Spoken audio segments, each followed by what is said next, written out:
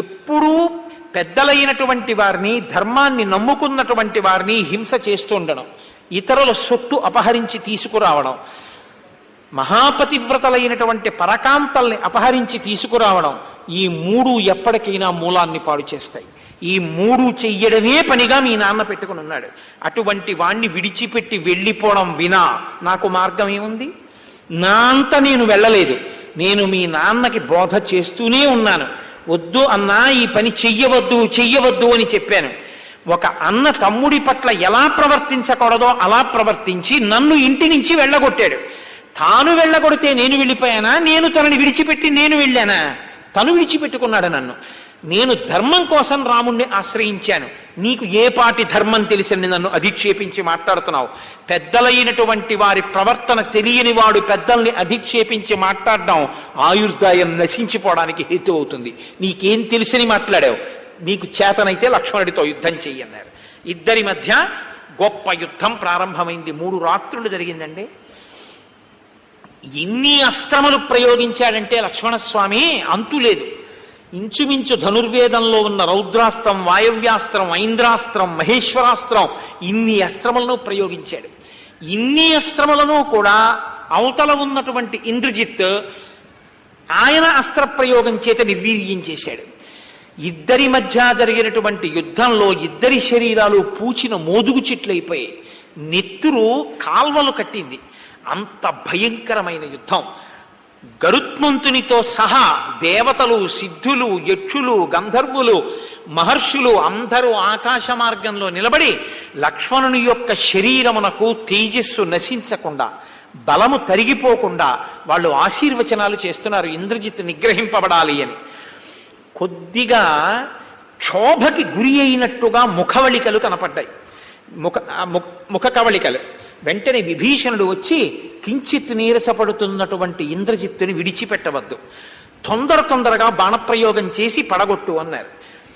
ఈలోగా అక్కడ ఉన్నటువంటి రాక్షసులతో మాట్లాడుతూ లక్ష్మణుడితో యుద్ధం చేస్తూ, లక్ష్మణుణ్ణి రెచ్చగొట్టి మాట్లాడుతూ లక్ష్మణుడి యొక్క ఏకాగ్రతని కించిత్ భంగం చేస్తూ, మీరు నా వెంట లక్ష్మణుడు తరమకుండా చూడండి, నేను ఒక్కసారి ఇంటికి వెళ్ళి ఇంతకన్నా బలమైన రథాన్ని, చాలా గొప్ప అస్త్రములను తీసుకుని వస్తానని ఒక్క క్షణంలో మాయమై లంక వెళ్ళిపోయాడు. వెళ్ళిపోయి గొప్ప రథంతో మళ్ళీ అనేక ముసలములు, పరిఘలము, శూలములు, ఖడ్గములు అన్నిటినీ పెట్టుకుని తిరిగి మళ్ళీ యుద్ధభూమిలోకి వచ్చేసాడు. ఇంత లక్ష్మణస్వామి ఆశ్చర్యపోయారు. ఇటువంటి వాడు ఇంత వేగం, ఇంతగా అవతల వాళ్ళని మోహపెట్టి వెళ్ళిపోతుంటాడు, ఇంత మాయాయుద్ధం చేస్తాడు, ఇంతటి యుద్ధ విశారదుడు, ఏకకాలంలో ఇన్ని అస్త్రములు తెలిసిన్నవాడు, ఇంత బాణప్రయోగం చెయ్యగలిగిన వాడు అని లక్ష్మణమూర్తి భూమి మీద నిలబడి యుద్ధం చేస్తున్నారు. తనవారి మధ్య నిలబడి, రథంలో నిలబడి ఇంద్రజిత్ యుద్ధం చేస్తున్నాడు.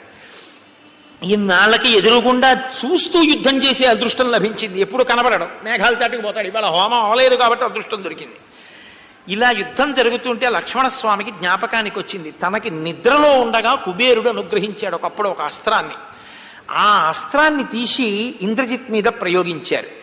ప్రయోగిస్తే దాని చేత వ్యధని పొందాడు, కానీ సంహారము మాత్రం జరగలేదు. నిలబడి యుద్ధం చేస్తూనే ఉన్నాడు. ఇలా యుద్ధం చేస్తూ పోతే చీకటి పెరిగిన కొద్దీ, రాత్రి పెరిగిన కొద్దీ బలం పెరుగుతూ ఉంటుంది. లక్ష్మణ, నువ్వు నరుడివి కాబట్టి నీ బలం క్షీణించడం ప్రారంభమవుతుంది. ఇప్పటి వరకు మీ యొక్క తేజస్సు వల్ల, విశ్వామిత్ర మహర్షి యొక్క అనుగ్రహం వల్ల, పెద్దల ఆశీర్వచనం వల్ల నిలబడి యుద్ధం చెయ్యగలుగుతున్నావు ఇంద్రజిత్తుతో. కాబట్టి ఇక ఆలస్యం లేకుండా ఇంద్రజిత్తుని నిగ్రహించమన్నారు. ఏ అస్త్రాన్ని ప్రయోగిస్తాడు? ఏ అస్త్రాన్ని ప్రయోగిద్దామన్నా ఇంద్రజిత్ విఫలం చేస్తున్నాడు. ఇప్పుడు ఒకానొకప్పుడు ఇంద్రుడు ఆకుపచ్చటి గుర్రములు కలిగినటువంటి వాడు దానవ సంహారమునందు ప్రయోగించినటువంటి ఐంద్రాస్త్ర సంబంధమైన బాణాన్ని వింటినారియందు సంధించి ఆకర్ణాంతము లాగి ధనుర్వేదంలో ఎక్కడా లేనటువంటి ఒక మంత్రాన్ని అభిమంత్రించారు. అది ఏ అస్త్ర ప్రయోగానికి ఉపయోగించేటటువంటి మంత్రం కాదు. ధర్మాత్మ సత్యసంధశ్చ రామో దశరథిర్యది పౌరుషేచ ప్రతిద్వంద్వ శరైణం జహిరావణిం. దీన్ని రామాయణానికి మూలమంత్రం అంటారు. రామాయణ మూలమంత్రానికి వ్యాఖ్యానం జరిగిన మరునాడు హనుమత్ జయంతి రావడం చాలా చాలా గొప్ప విశేషం నిజంగా. కాబట్టి ఆయన అన్నారు, ధర్మాత్మ, రాముడు ధర్మాత్ముడైతే, సత్యసంధశ్చ, రాముడు సత్యమును తప్ప ఎన్నడూ అసత్యము పలకని వాడైతే, రామో దశరథిర్యది, రాముడు నిజంగా దశరథ మహారాజు గారి కొడుకే అయితే, పౌరుషేచ, రాముడికి పౌరుషం ఉంటే, ప్రతిద్వంద్వ, నా ఎదురుగుండా నిలబడినటువంటి ఈ ప్రతిద్వంద్వి, నాతో యుద్ధం చేస్తున్నవాడు, శరైనం, ఈ బాణము చేత, జహి, మరణించుగాక, రావణిం, రావణ కుమారుడైన ఇంద్రజిత్ అని సంకల్పం చేసి బాణప్రయోగం చేశారు. వెంటనే సశిరస్త్రాణం శ్రీమజ్వలిత కుండలం ప్రమధ్యేంద్రజిత కాయాత్ పాతయామసభూతలే, గొప్ప కిరీటంతో, కుండలములతో, శిరస్త్రాణంతో వెలిగిపోతున్నటువంటి ఇంద్రజిత్ యొక్క శిరస్సు కంఠము నుండి వేరై భూమి మీద పడిపోయింది. ఇంద్రజిత్తు మరణించాడు. దేవతలు, గంధర్వులు, ఋషులు, మహర్షులు అందరూ పెద్ద పండగే చేసుకున్నారు. ఎంత సంతోషపడిపోయారో ఇంద్రజిత్ మరణంతో. ఇప్పుడు అంతటి గొప్ప యోధుడే, అంతటి భక్తి తత్పరుడే లక్ష్మణస్వామి ఈ మాట అనొచ్చా బాణప్రయోగం చేస్తూ?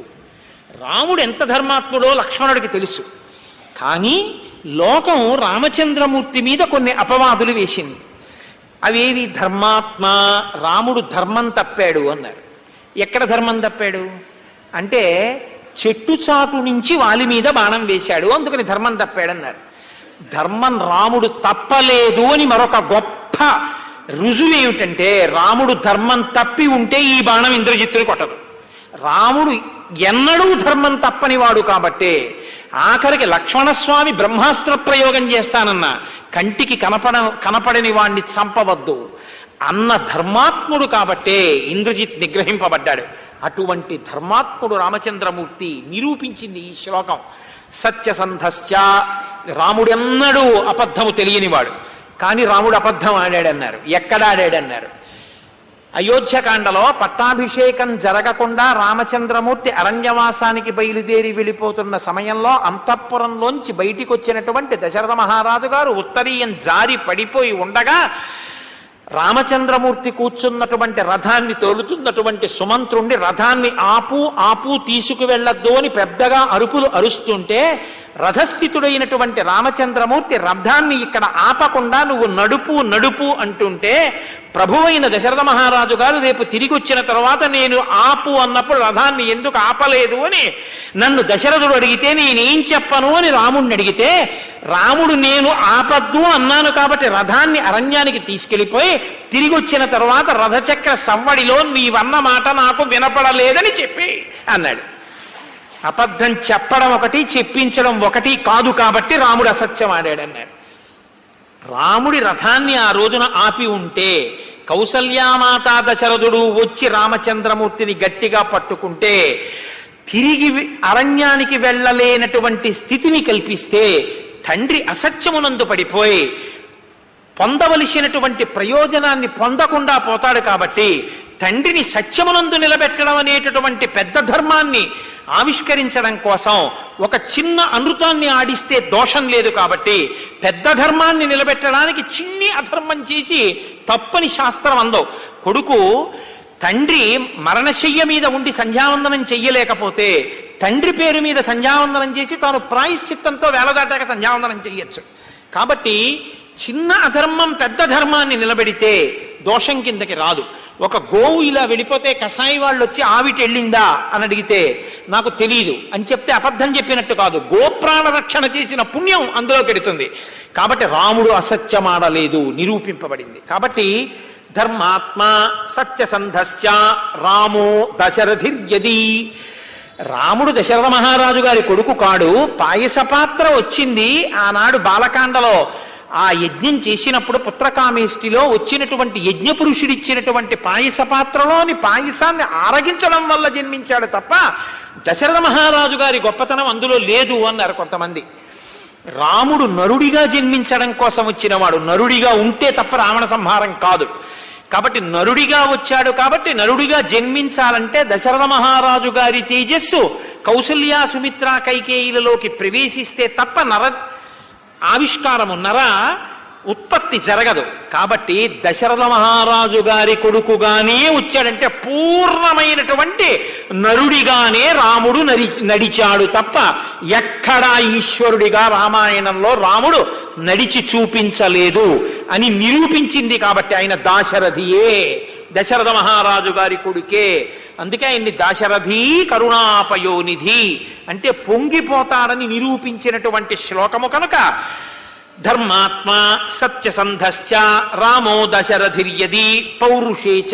రాముడికి పౌరుషం లేదన్నారు ఒకప్పుడు. ఎప్పుడు 14,000 మంది కరదూషణాదులతో ఆయన యుద్ధం చేస్తుంటే బాణ పరంపర చేత దెబ్బతిన్నటువంటి కరుడు ఒంటి నుంచి రక్తం కారిపోతూ తాటి చెట్టు ప్రమాణంలో గబగబా నడిచొచ్చి రామచంద్రమూర్తి మీద పడిపోతుంటే బాణం వెయ్యడానికి చోటు లేక వింటినారిని వెనక్కి లాగడం కోసం 3 అడుగులు వెనక్కి వేశాడు.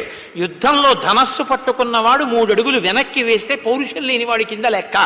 కరుణ్ణి చంపేటప్పుడు 3 అడుగులు వెనక్కి వేశాడు కాబట్టి పౌరుషం లేదు అని కొంతమంది విమర్శ చేశారు.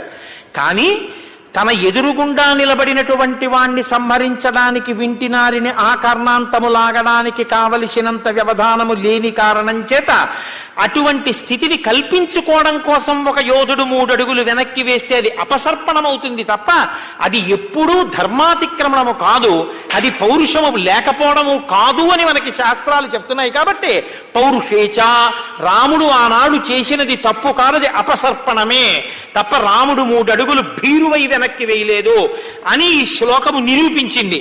రాముని యొక్క వైభవాన్ని, రాముని యొక్క శీలాన్ని, రాముని యొక్క గుణములను నిరూపించిన శ్లోకం కనుక ఈ మాట అంటే ధనుర్వేదంలో లేని మంత్రానికి ఇంద్రజిత్ యొక్క శిరస్సు పడిపోయింది కనుక రాముడు ఎంతటి గుణవంతుడో నిరూపించినది కనుక శ్రీరామాయణానికి అంతటికీ కూడా 24,000 శ్లోకాలలో రామాయణానికి మహామూలమంత్రంగా ఈ శ్లోకాన్ని పెద్దలు స్వీకరిస్తారు. అందుకే రామాయణానికి మూలమంత్రం ఏమి అంటే ఇదే మంత్రం. ధర్మాత్మ సత్యసంధశ్చ రామో దశరథిర్యది పౌరుషేచ ప్రతిద్వంద్వ శరైనం జహిరావిణిం. కాబట్టి ఈ మాట చెప్పగానే ఇంద్రజిత్ యొక్క శిరస్సు పడిపోయింది. ఇంత గొప్పగా రామచంద్రమూర్తి యొక్క వైభవాన్ని నిరూపించినటువంటి శ్లోకము. తదనంతరము ఆ ఇంద్రజిత్ పడిపోగానే ఒక్క రాక్షసుడు లేడు, అందరూ పారిపోయారు లంకలోకి.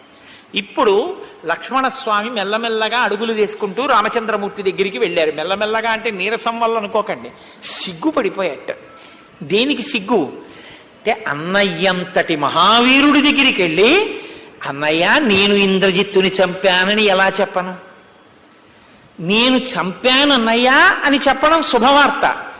కానీ అన్నయ్యంతటి వాడి దగ్గరికి వెళ్ళి అన్నయ్య నేను చంపానని చెప్పనా అని సిగ్గుపడి గట్టిగా చెప్పకుండా గొణిగేట.